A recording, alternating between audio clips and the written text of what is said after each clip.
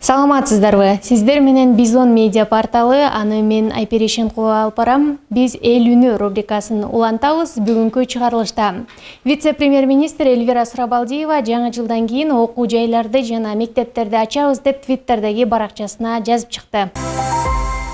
Шаар тургундары бул маселе боюнча кандай ой-пикирде, алдыда сурамжылоо жүргүзүп көрөбүз. Андыктан видеону толугу менен аягына чейин көрүңүздөр.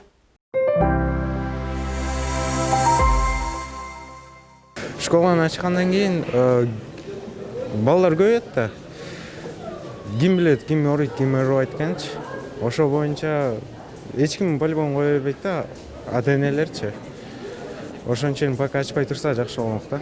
Школду ачыш керек, потому что дистанционный обучение менен оор болуп атат да. Как бы школьниктерге, анан эмелерге дагы, ага эмелерге дагы оор болуп атат да. Ачканы туура болот. Туура. Азыр деле половина там клуб эмелер иштеп атпайбы, ресторандарчы. Аларды жаап, наоборот школдордо ачса жакшы болмок да. Окуучулар албетте азыр мектепке барышты каалап атат.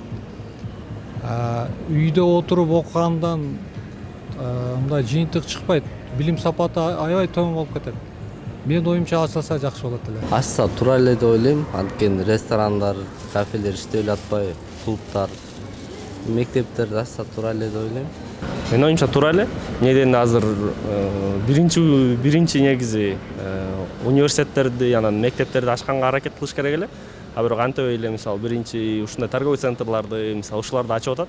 Булар ачылган соң по-любому университеттерди ачыш туура келет деп ойлойм.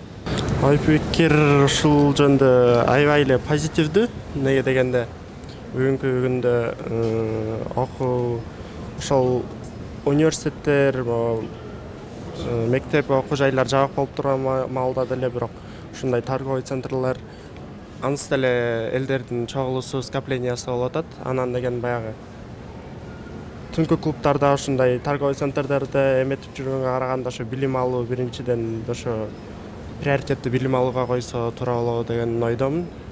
Тем более студенттер эми окуусун эми ичине түшүнүп калгандай дегендей, жаш балдарга ошо окуу эмеси аябай таасирин берип жатат, онлайн сабак. Анткени деген бүгүнкү күндө дагы ошол жаш балдарда эмеге зависимость болуп кетпеди, интернеткечи.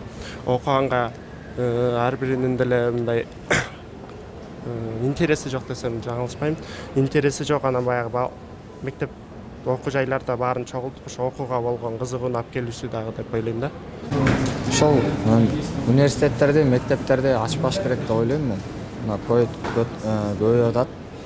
Көбөйгөнүнө байланыштуу оору көбөйүп дагы күчөйүп кетет деп ойлойм мен. Ошон үчүн ачпай турган оңураак.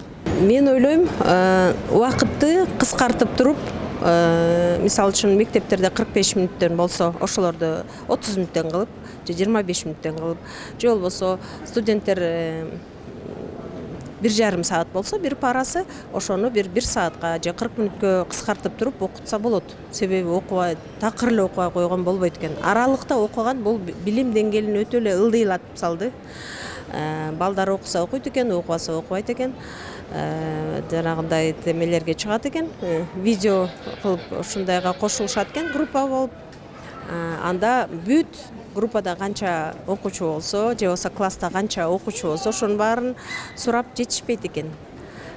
Бардыгы болгон суроолорун айта албайт экен. Мугалим өзүнүн бере турган сабагын канааттандырылык жеткире албайт экен. Анан балдар дагы, окуучулар дагы ошону ала албайт экен. Мен ойлойм, убакытты кыскартып туруп ачса болот. Ошо ооруп калышы мүмкүн, себеби ар кайсы жактан келишет. Анан бирок мындай карасак деле, баягы күнүмдүк жашоодо деле, мисалы үчүн окууга барып атканда деле, маршруткадан деле адамдар мындай тыгында барышат. Бирок ошол эле учурда баягы оору жүрүп атат дегенге билбейм, мен ишенбей деле кетем да, себеби дистанцияны кармашпайт да, аякта тыгын болупчу. Масканы көп тагынышкан жок элдер, себеби баягы алар деле ишенген жок да. Анан бирок билбейм, мен айта албайм.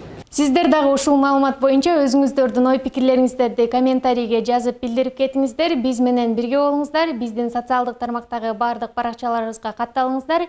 Кийинки эфирлерде амандашканга чейин сак саламатта туруңуздар. Астана.